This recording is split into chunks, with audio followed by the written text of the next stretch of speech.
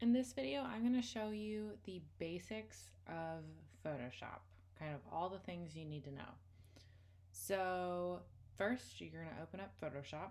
If you've never used Photoshop before, this is definitely the video for you because this is just the easiest kind of how-to video. So I hope this is helpful for you. First, you're going to open up Photoshop, like I said, and then you're going to come over here and you're going to create a new document. So depending on what you're creating is going to determine what size you're going to need. So I'm going to create an Instagram post, which is standard 1080 by 1080 pixels. So I'm going to put the width and the height at 1080, and then I'm going to keep it at pixels. You can always change it if you're working on something other than digital. I'm going to keep the resolution at 72 because that's what a screen resolution is. If you're working on something for print, which I wouldn't recommend doing in Photoshop, but if that's the case, I would go higher to 300. Since it is digital, I'm going to keep it at RGB. Again, you can change it to CMYK or different color modes depending on what you're working on. I'm going to keep the background white, and the rest of the settings I'm just going to keep. You can always name this, so if you're using something more often, like Instagram posts, you can name it. I'm going to say a single Instagram post, if I can spell, because there's always different types of Instagram posts, and I can show you that in another video. But you can always do saved ones. They have different types of templates and mock-ups that you can go off of as well. But I'll change my settings, not what I wanted. But I'm going to save this as a preset, as a single Instagram post. So I'm going to go ahead and hit create. When I hit create, it takes me to this artboard. One of the cool things about Photoshop that's been introduced in the past few years is that you can create different artboards. So if you're working on multiple Instagram posts at a time, you can come over here to the move tool. You can, well, if it doesn't tell you what it is, you can click artboard, and you can also do this in the create new document tab, but I'm going to show you here. So this creates an artboard, and you can see these plus signs on all different sides. That if you click it, it creates a new artboard on that side, and you can go up and down and side to side, so that of the exact same size. So that's really helpful. Come back over here and click move tool so you don't keep adding artboards. Over here on the right are your layers. So if you're working in artboards, I would highly suggest naming them. So we'll call this Instagram post number 1, Instagram post number 2. So whichever one you're clicked on, it will show you over here. And so we're going to be working on Instagram post number 1. Over here on the left, I'm going to show you all of the different tools you have. So I already showed you the move tool and the artboard tool. And if you're working on a Mac, to get to this little sub menu, you're just going to double click. You can use both fingers and it'll show you the sub menu for this toolbar over here. The next one down is the Marquee Tool. Basically, any of these that you choose is going to select. You can select different parts of images or what you're designing. If you just want those sections called out, you can do Command C on a Mac, and then you can remove it with Command X, or you can paste it somewhere else with Command V. Command D gets rid of that. Next is the Lasso Tool. There's 3 different types of lasso tools. The first one is kind of, you have to press and hold, and you have to have a really steady hand or a type of tool that is going to allow you to cut around different images. This is great for if you're trying to, the lasso tool in general is great if you're working on an image that you're wanting to remove the background on, or you want to remove a certain part, or you want to take out a certain part and put it onto a different image. The polygonal tool is literally what it is. You don't have to press and hold, but it creates very polygonal shapes.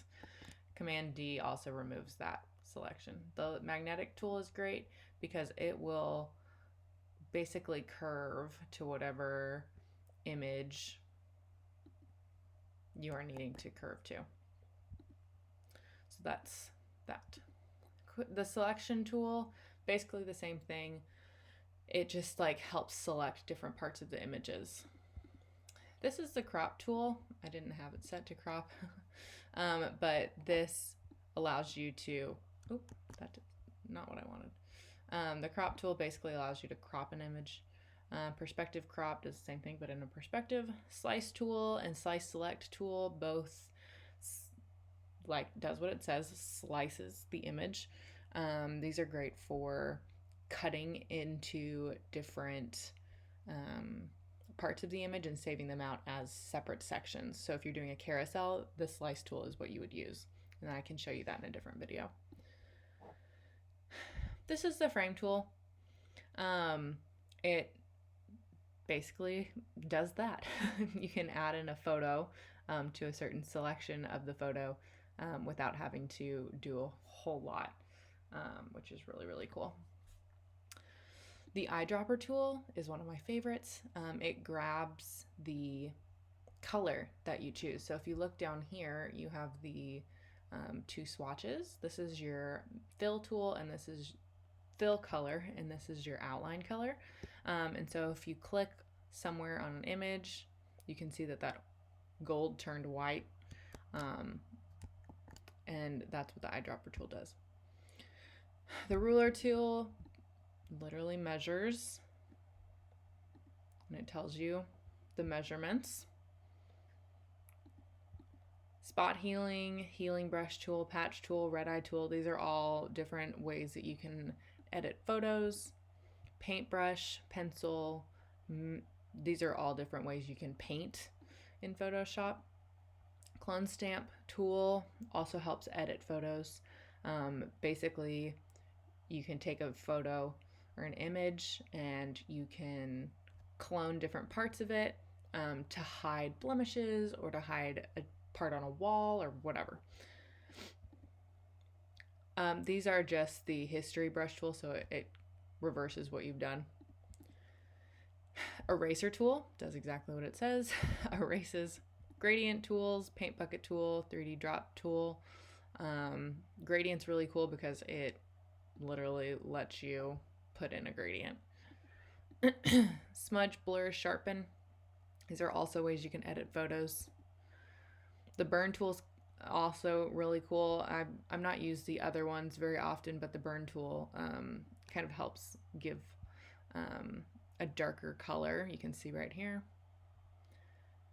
Just kind of highlights different things. Pen tool, really fun. It allows you to create different types of shapes. It's kind of like Illustrator. You always want to make sure that that's on a separate layer so that you can edit that correctly. Text tool does exactly what that means. The direct selection tool allows you to manipulate different parts of lines that you've created or shapes you've created, kind of like an Illustrator. The rectangle tool shows all the different types of shapes you can have. Rotate, hand, zoom, and then there's a way you can edit the toolbar if you'd like to. And then these are the color swatches that you have down here, and then these are different ways you can change the layout up here. Over on your right, you're going to have another toolbar. Here's brush settings, so if you're painting or editing stuff, you can change your brushes. This is your character menu, which allows you to change the font and manipulate that. This is the paragraph tool, allows you to manipulate the paragraph. Then you have paragraph styles and character styles, just like you do in InDesign and Illustrator if you have a big document you're working on. Glyphs, if you want something different with the font. Layer comps is cool if you're working on websites or things like that where you have different document states. You can save them depending on what your layers look like, and you can go back to them very easily. You can also add notes to your document, which is very cool. And this is the properties, so you can change the size of your artboard, where it's located, and you can also change the size of your artboard depending on what you want it to fit digitally. You can also change the color of your background color. Over here, like I said, is the layers panel, mask tool. This is your, I'm blanking on what this is, adjustment layers, folders, new layers, and if you want to trash a folder or a layer. Channels up here for images and paths. You can add libraries, which is really nice and helpful if you have a bunch of different projects that you're working on. And then you can also see the adjustment layers up here. So I hope that that was helpful. If you have any other suggestions on what I should go over, please let me know.